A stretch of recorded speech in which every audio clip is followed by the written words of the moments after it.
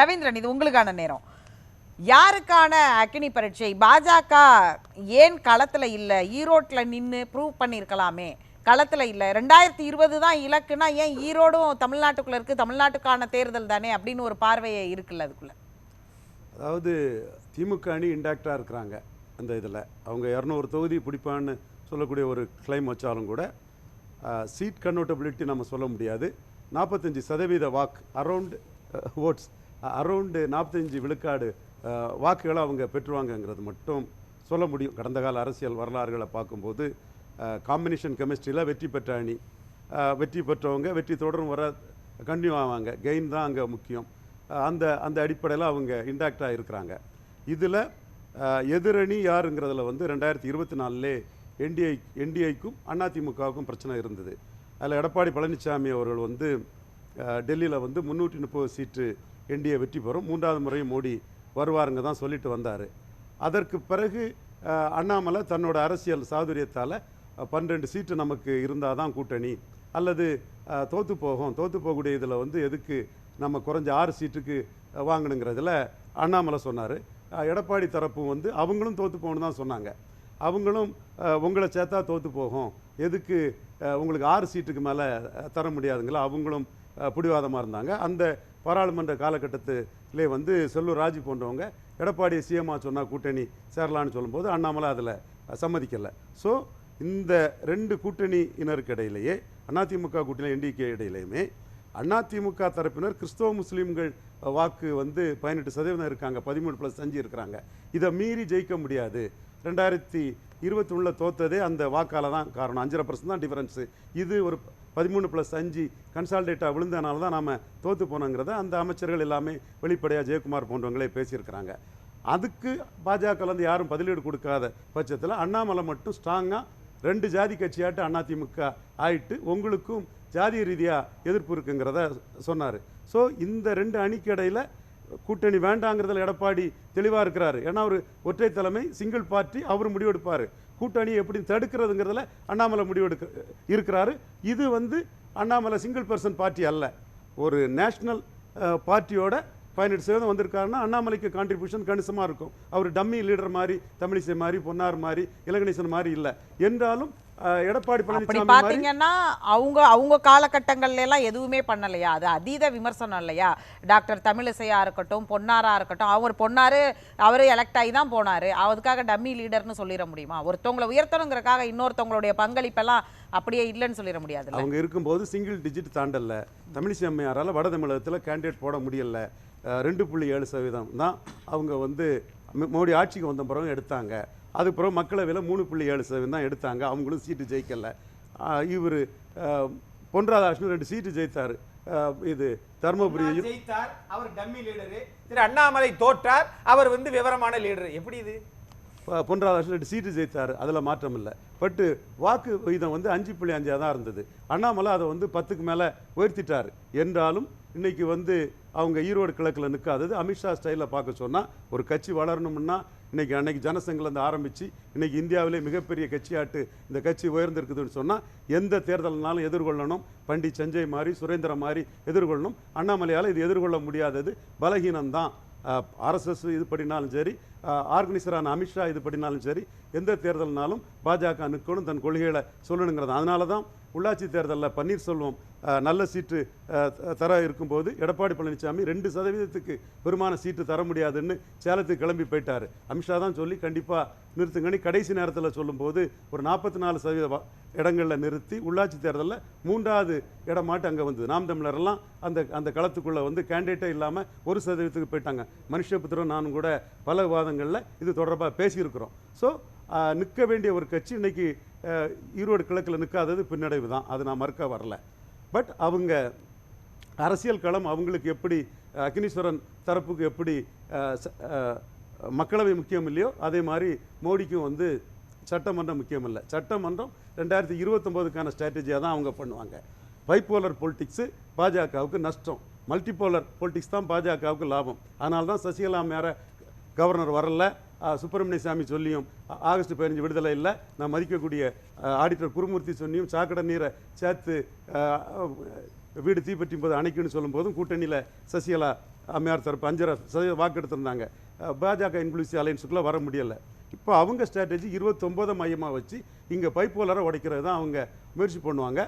அதுக்கு வந்து எடப்பாடியும் ரொம்ப ஸ்ட்ராங்காக தான் இருக்கிறாரு. அவரும் 18% கிறிஸ்தவ முஸ்லீம் ஓட்டால் பாஜகவோட சேர்ந்தா நஷ்டம் தான். அதனால தான் 21 தோத்தங்கிற அடிப்படையில் முஸ்லீம் சிறைக்கைதிகள் விடுதலைக்கு தீர்மானம் போட்டிருக்கிறாரு. மத்திய அரசு நிதிகளை ஒழுங்காக கொடுக்கலங்கிறதுக்கும் ஒரு தீர்மானம் போட்டிருக்காரு. Top of the all Rajnath Singh programme DMK அரசு நடத்தினாங்க. அவர் வந்து கலைஞர் நாணயம் வெளியிட்டும் போது காங்கிரஸ் கலந்துக்கிட்டாங்க. சிதம்பரம் கலந்துக்கிட்டாரு, இவர் செல்வப்பிறந்தே கலந்துக்கிட்டார், எல்லாருமே கலந்துக்கிட்டு அந்த விழாவை சிறப்பிச்சாங்க. ஆனால் இவர் எடப்பாடி பழனிசாமி நீங்கள் ஏன் ராகுல் காந்தியை கூப்பிடலன்னு சொல்கிறாருன்னா, அவங்க வந்து திமுக கூட்டணியை வந்து உடைச்சாதான் 45 குறைச்சி திமுகவை தோக்கடிக்க முடியுங்கிறதுல தான் அதிமுக அன்னைக்கு முயற்சி பண்றாங்க. அதோட முயற்சி விடுதலை சிறுத்தைகள் சென்றிக்காட்டு நடந்தது. ஆனா அதற்கான சாத்தியக்கூறுகள் இல்லை அப்படிங்கறத தானே அவங்க இப்ப மனுஷ் பேசுனதோ அல்லது பாலச்சந்திரன் பேசும்போதோ இப்ப இருக்கிற சூழலோ அதை தானே சொல்லுது. ஈரோடு கிழக்குல கூட அவங்க சீட்டை கொடுத்துட்டாங்க, திமுக கிட்ட தானே அவங்க கருத்துல நான் உடன்படுறேன். பட் என்னோட நிலைப்பாட்டில் இருந்தா நான் உடன்படுறேன். 240 சீட்டு மோடிக்கு மெஜாரிட்டி பாஜக வந்ததும் 2 இஷ்யூ எடுத்தார். ஒன்று சப் கேட்டகரைசேஷன், கடையருக்கும் சமநீதின்னு ஷெட்யூல் காஸ்ட்டை பிரிக்கணும்னு செலக்டிவாக தான் பிரிச்சுட்டு இருக்கிறாங்க. அது ஒன்று. இன்னொன்று வந்து பாரசைட் காங்கிரஸ், ஒட்டுண்ணி காங்கிரஸ், மாநில கட்சிகளை உறிஞ்சி காங்கிரஸ் வந்து வளர பார்க்குதுங்கிற அந்த பாயிண்ட் எடுத்தாங்க. அதிகாரத்தில் இருக்கும்போது எல்லா மாநில கட்சி மேலேயும் காங்கிரஸ் கூட்டணி கட்சி மேலேயும் வழக்கெல்லாம் தொடர்ந்தது. இது வரைக்கும் அது பாஜக மீது தான் அப்படி விமர்சனம் வைக்கப்பட்டுச்சு. அது இங்க அதிமுகவில் தொடங்கி மகாராஷ்டிரா தொடங்கி எல்லா இடத்துலையும் பாஜக மீது வைக்கப்பட்ட அந்த விமர்சனத்தை நீங்க முதல் முறையா காங்கிரஸ்க்கு அப்ளிகபிள் ஆகுறீங்க. அந்த கட்சி அலர்ட்டா இருக்க வேண்டியது அவங்க கடமை. மோடி வந்து திமுகவை, சரத்பவாரை, உமர் அப்துல்லாவை அலர்ட் பண்ணுறாரு. உமர் அப்துல்லா அலர்ட் ஆகிட்டார், என்ன பேசுகிறாருன்னு தெரியும். யூஎம்சின் எல்லாம் தேவையில்லாமல் காங்கிரஸ் குறை சொல்லிட்டு இருக்க வேண்டாம்னு சொல்கிறாரு. டெல்லியில் ஆம் ஆத்மியை வந்து சரத்பவார்லேருந்து நேத்தைக்கு உமர் அப்துல்லா வந்து அந்த சுரங்கப்பாதையில் வந்து மோடிக்கு முன்னாடியே திரும்ப மாநில அந்தஸ்து கொடுங்க ஜம்மு காஷ்மீருக்குன்னு தானே கேட்டார். அவங்க நிலைப்பாடு ஒன்றா தானே இருக்குது. கண்டிப்பாக இருக்கட்டு. காங்கிரஸோட இம்பார்ட்டன்ஸை உமர் அப்துல்லா அடிச்சிட்டார். அதுதான் முயற்சி பண்ணுறாரு. உமர் அப்துல்லா முஸ்லீம் ஆதரவு பெற்று இருக்கிறதுல மோடிக்கு ஒன்றும் பிரச்சனை இல்லை. Identify the enemy Baba Saheb Ambedkar சொல்ல மாதிரி காங்கிரஸ் தான் எதிரின்னு ஐடென்டிஃபை பண்ணி போகிறாரு. அந்த பாதையில் தான் அவர் போவார். அப்படி போகும்போது இன்னைக்கு சோனியா காந்திக்கும் ராகுல் காந்திக்கும் ஸ்டாலின் தான் ஒரே ஆபத்து ரட்சகராட்டு இந்தியாவில் இருக்காப்புல. இந்திய அலையன்ஸ் வந்து உடையாமல் இருக்கணும்னா ஸ்டாலினுக்கு தயவு தேவை. எப்படி தம்பி கூட பேசினாப்புல, எப்படி இங்கே ஈரோடு கிழக்கில் இருந்துச்சுன்னா அவங்க ஸ்டாலின் சொன்னால் கேட்டுட்டு போகிறாங்க. அவங்களுக்கு ஸ்டாலின் 9 சீட்டு கான்ட்ரிபியூட் பண்ணி கொடுத்துருக்காரு, 10 சீட்டு கான்ட்ரிபியூட் பண்ணியிருக்கிறாரு. சரத்பவார், உத்தவ் தாக்கரேலாம் அவங்க அலைஸ் வந்து மோடியை பாராட்டுறாங்க, உமர் அப்துல்லா பாராட்டுறாரு. அவங்க வந்து மோடி பேசுனதும் சரத்பவார் எங்க பாராட்டினாரு? மோடி இதை பாராட்டியிருக்கிறாரு, பட்னாவிஸை பாராட்டியிருக்காரு. மோடியை பாராட்டல, பட்னாவிஸை பாராட்டியிருக்காரு. பட்னாவிஸை கூட அவர் வந்து அது சொன்னதுங்கிறது வந்து அது ஒரு வஞ்ச புகழ்ச்சி அணி அடிப்படையில் தான் அதை பார்க்க வேண்டியதா இருக்கு. எப்படி கட்சியை முழுசா உடைச்சிட்டு ஃபவுண்டரையே ஒன்றும் இல்லாமல் ஆக்கினவர் எப்படி அந்த கட்சியை பாராட்டுவார்? லாஜிக்கலா யோசிக்க வேண்டியது. காங்கிரஸோட முடிவை விமர்சனம் பண்ணியிருக்காங்க, உத்தவ் தாக்கரே விமர்சனம் பண்ணியிருக்காங்க, இவர் சரத்பவாரும் விமர்சனம் பண்ணியிருக்காங்க, சுப்ரியா சுலே பாராட்டியிருக்கிறாங்க. பாராட்டலங்கன்னு முழுமையாக சொல்ல முடியாது, பட்னாவிஸை பாராட்ட தான் செய்கிறாங்க. ஸோ அவங்க வந்து அவங்கள்ட்ட காங்கிரஸ் வந்து காங்கிரஸ்ங்கிறது ஒட்டுணிங்கிறத மோடி அலர்ட் பண்ணிட்டாப்புல. அதனால தான் திமுக கழக தலைவர் மு.க. ஸ்டாலின் கேட்கும்போது நாணய வெளியீட்டுக்கும் அனுமதி கொடுக்கப்பட்டது. ராஜ்நாத் சிங்கும் அங்கே வந்தார். அதில் காங்கிரஸும் ஸ்டாலினை விட்டுற முடியாதுங்கிறதுக்காக தெளிவாக இருக்கிறாங்க. ஸோ இந்த கூட்டணி இதில் வந்து இன்னைக்கு காங்கிரஸுக்கு திமுக தேவைங்கிறது வந்து தேர்தல் களத்துக்குள்ளேயும் இருக்குது, ஆல் இண்டியா அரசியல் சூழ்நிலையிலும் இருக்குது. இவங்க சேர்ந்தாலே 40% வந்துடுறாங்க. அதுக்கப்புறம் மற்ற கட்சிகள் எல்லாமே வந்து குறைஞ்ச சதவீத வாக்கு எடுத்தவங்க தான். தோல்வியில் இருந்து தான் வெற்றியை பெற்றாங்க. திமுகவும் தோல்வியில் இருந்தால் வெற்றியை பெற்றாங்க. ஸோ அவங்க இன்டாக்டாக இருப்பாங்கிறது தான் கான்செப்ட். அந்த கான்செப்டுக்கு மோடிக்கு ஒட்டுண்ணி அரசியல் அந்த நீங்க காங்கிரஸ் குறித்து சொல்றீங்க, நீங்க அந்த ஒரு நரேஷன் செட் பண்ண ட்ரை பண்றீங்கன்னு புரியுது எனக்கு. அது மக்கள்கிட்ட பார்த்துக்கிட்டோம் அது எப்படி செட் ஆகுது. மோடி சொன்னதை சொல்றேன். இல்ல ஆனா பாஜக என்ன ஆக போகுது, பாஜகவோட யாரெல்லாம் கூட்டணி வர போறாங்க, அது 2026ல என்ன சவாலா இருக்க போகுது? சரி, காங்கிரஸ் அதை பத்தி அவங்க திமுகவுல தான் இருக்கிறாங்க, இன்டாக்டா தான் இருக்கிறாங்க. இப்போ பிரிமெச்சூர். யூபி பீகாரை பொறுத்த அளவில் முலாயம் சிங் யாதவ் வெரி பவர்ஃபுல்லாக இருக்கும்போது அப்பர் காஸ்ட் ஆதரவு பெற்ற பாஜக டவுன்ராடன் மக்கள் ஆதரவு பெற்ற மாயாவதியை லிஃப்ட் பண்ணாங்க. அதே மாதிரி பீகாரில் லாலு யாதவ் அசைக்க முடியாத சூழ்நிலை இருக்கும்போது மோஸ்ட் பேக்வேர்டு கம்யூனிட்டி ஆதரவு பெற்ற நிதிஷ்குமாரை லிஃப்ட் பண்ணுறாங்க. அந்த மாதிரி அவங்க வந்து சூழ்நிலைக்கு ஏற்ப என்ன வியூகம் எடுக்கலாம். மோடி வந்து அதில் எல்லாமே வந்து நுணுக்கமாக பார்த்துட்டு இருக்கிறாரு. பாஜகவை பொறுத்தளவில் திமுகவை வீழ்த்துறது வந்து நான் ஏற்கனவே சொன்னேன், 2021 அதான் சொன்னேன். சசிகலா கூட்டணியில் வந்துடுவாங்க, சசிகலா கையில் கொடுக்க போகிறோன்னு.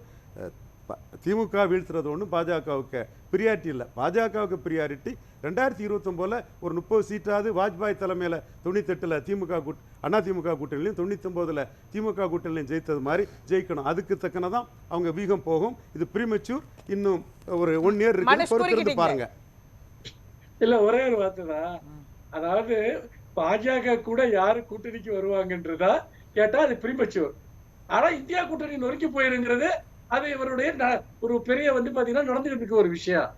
தேர்தலுக்கு இன்னும் காலம் இருக்கு. அப்ப என்ன ஒரு முரண்பட்ட ஸ்டேட்மெண்ட் பாருங்க.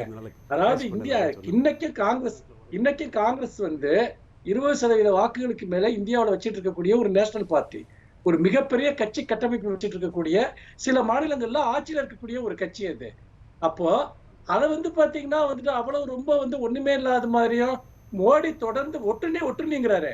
நான் என்ன சொல்றேன்னா, காங்கிரஸ் ஒட்டுனா மாநில கட்சிகளை அழிச்சே வளர்ற கட்சி பாஜக. இன்னைக்கு மாநில கட்சிகளுடைய தயவுல தானே வந்து பாத்தீங்கன்னா மோடி ஆட்சியில இருக்காரு. இப்ப மாநில கட்சிகளுடைய ஒட்டுண்ணின்னு வந்துட்டு மோடி சொல்லலாமா? என்னங்க இது அபத்தம். ரவீந்திரன் முடிச்சிருங்க. இல்ல ஒட்டுண்ணி அவர் சொன்னதுனால தான் உமர் அப்துல்லா பாராட்டுறாரு.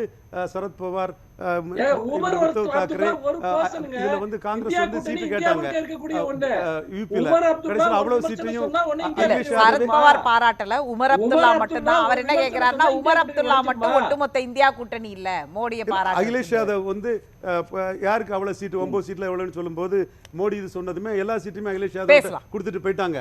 அது மாதிரி ஆரிஃப் முகமது கான் வந்து லால் யாதவ் பார்த்திருக்கிறாரு. பேசுவோம். இப்படிதான் போன எலெக்ஷன்ல சொன்னீங்க, அதையும் மீறி இந்தியா கூட்டணி நின்னுச்சு, திரும்பவும் நிக்கும். பேசலாம்.